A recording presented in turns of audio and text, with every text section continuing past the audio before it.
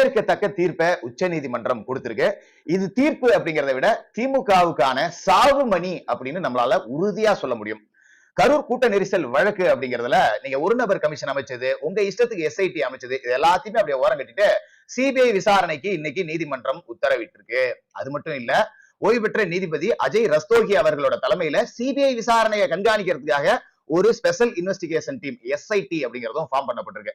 ஓடவும் முடியாது, ஒளியவும் முடியாது. இதுதான் திமுகவுக்கு ஒரே ஆப்ஷன்.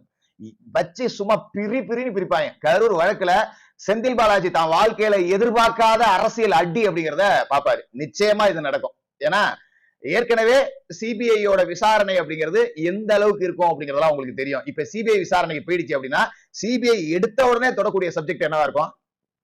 நாகேந்திரன் ஒரு ரவுடி தாதா, அவரோட சாவுக்கு 1700 போலீஸ்காரர்கள் பாதுகாப்புக்கு போயிருக்காங்க. ஆனா பல ஆயிரக்கணக்கானோர் வரக்கூடிய விஜய் கூட்டத்துக்கு நாங்க 557 பேரை போட்டோம் அப்படின்னாங்கல்ல.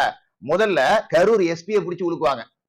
ஏன், எதனால பாதுகாப்பு குறைபாடு, ஏன் காவல்துறையினர் குறைந்த அளவுக்கு போனாங்க? ஏன்னா கரூர் மாவட்டத்தில் இருக்கிற காவல்துறையினர் செந்தில் பாலாஜியோட ஆட்களாவே செயல்பட்டு இருக்காங்க அப்படிங்கிறத பல விஷயங்கள்ல நம்மளால பார்க்க முடிஞ்சது.